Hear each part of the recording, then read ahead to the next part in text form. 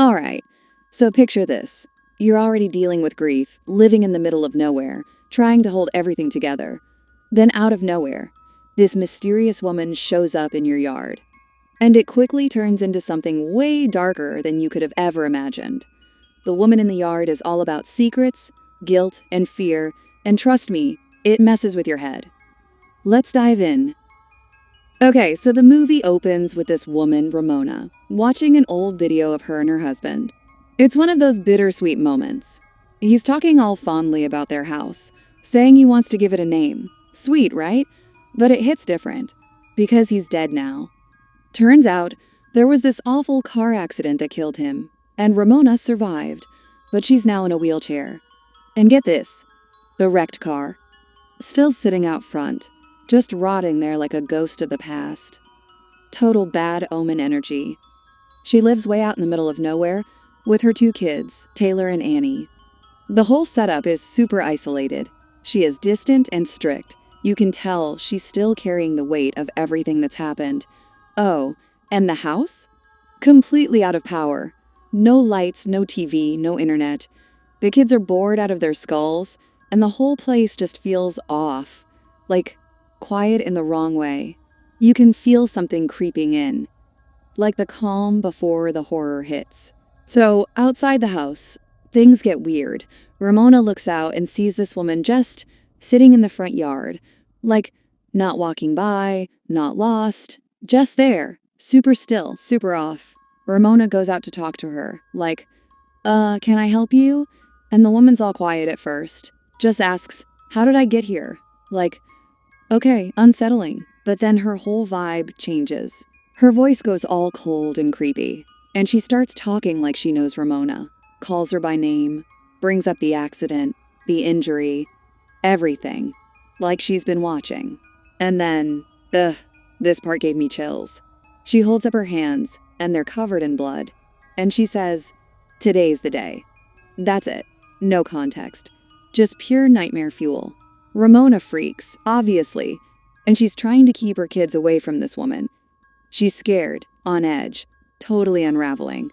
But Taylor, her son, starts getting suspicious. He doesn't get why they're supposed to avoid the stranger, and he pushes back. And Ramona snaps. She throws something at him, like full-on lashes out. That moment, it's rough. Annie sees it happen and gets so scared, she hides from her mom. You can feel the family breaking apart, like everything is slowly spiraling into something darker. So Taylor's had enough. He grabs a rifle. Yeah, we're there now, and goes outside to confront this mysterious woman. And she finally gets up from her spot and starts walking toward the house, calm as ever. Like, she owns the place. And then she drops another bomb. Tells Taylor that Ramona's been lying. That she hasn't told him or Annie the full truth about what really happened the night their dad died. Cue the tension cranking up. Meanwhile, Ramona manages to get Annie to come back to her, but Taylor's not having it anymore. He tells Annie to come to him instead. He doesn't trust their mom now.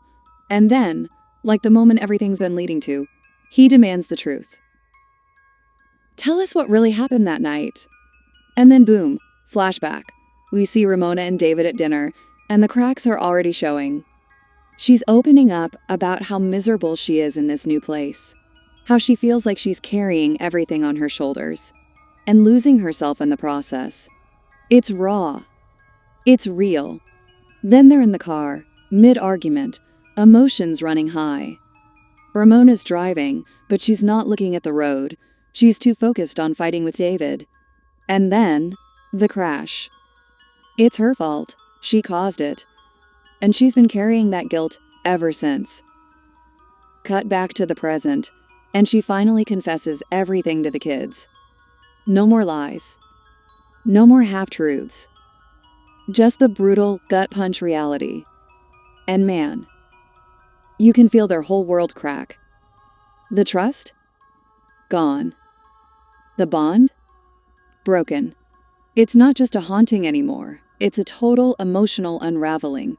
So later things take a turn, and not in a good way. The woman suddenly starts using her shadow to attack the family. Yeah, like literally hurling furniture around the room without even touching it. It's wild. Ramona quickly gets the kids upstairs and hides them in the attic, but it's clear the woman is following them. The whole house gets swallowed up in darkness, and it's this heavy, creeping kind of dark, not just the lights going out. Then the woman finally shows her face to the kids, and it's scarred, like she's been through something horrible. Taylor's hidden, but the woman starts making her way toward Annie. Her voice softens, and she says she would never hurt her, that she just wants to take her home. And it's Ramona is in the attic, and it's dead silent, but not in a peaceful way. The kind of silence that feels heavy, like it's pressing down on her chest.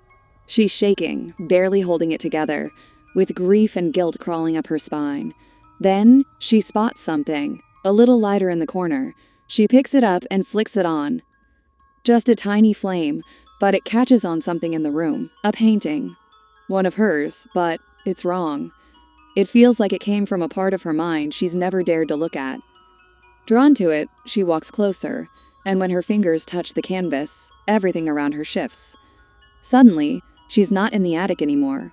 The air is warmer, softer, and David is there, alive, smiling, like nothing ever happened. She lies next to him, soaking in the moment. No pain, no crash, no loss, just the feeling of being whole again. She closes her eyes, lets it wash over her. But then, something changes. The warmth drains, her eyes snap open. This place isn't real.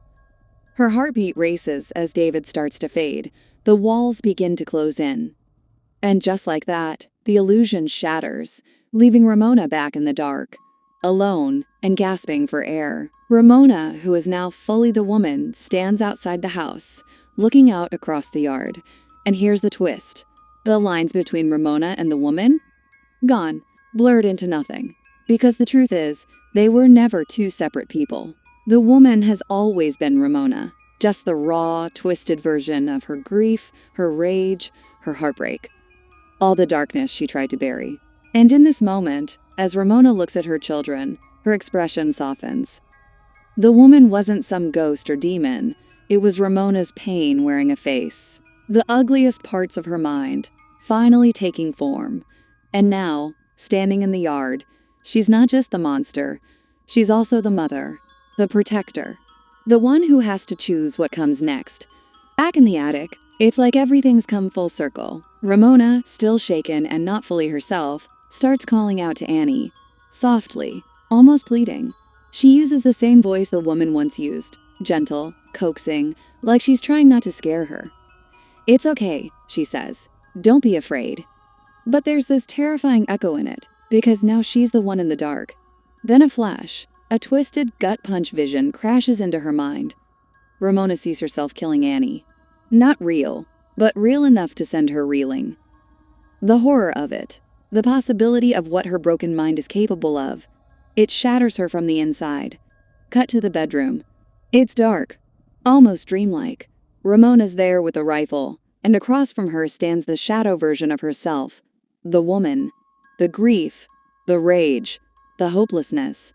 It's all right there in front of her, staring her down. And they don't scream, they don't fight, they just talk. The woman tells her she's tired, tells her this could be the end, that the kids will be okay if she just lets go. Ramona's got the rifle in her hands, and for a moment, it really feels like she might do it. Not out of fear, but out of this haunting belief that maybe everyone would be better off. And that's where the real battle starts. Not with ghosts or shadows, but with herself. Ramona's in the bedroom. Everything's quiet, almost too quiet. She's holding this rifle like it's her last tether to reality. And the woman, her literal grief in human form, is right there. Not attacking, not screaming, just whispering. Saying the kind of things that depression says when it wants you to give up. And for a second, it's working. Ramona's right on the edge. But then, this tiny detail changes everything. On the floor, Annie's stuffed animal, left behind in the chaos. And it's like, boom, her heart just wakes up. That one small thing brings her back. Her hands let go of the rifle, it drops to the floor. And suddenly, the silence is just silence. She stumbles outside, barely holding it together. And there they are. Annie and Taylor, just standing there in the moonlight like nothing happened. Safe, whole, and still hers. Ramona breaks. She runs to them, falls into their arms, and for the first time, it feels like she can breathe. Then she looks back at the house, and it's not broken anymore. It's alive. There's even a new sign: Iris Haven, David's dream. And yeah, the darkness didn't magically vanish, but now, Ramona's not drowning in it. She's standing in it, owning it. And somehow, that's enough. Inside, Ramona's eyes catch the sight of a newly completed painting. Her signature at the bottom, reversed, sends a chill through her. The odd detail lingers in her mind, hinting at something unresolved. The camera focuses on the reversed name, echoing the twisted mirror world of the woman. Is this a sign she's embraced the darker side of herself? Or is it a reflection of something deeper, something irreversible? The screen fades to black,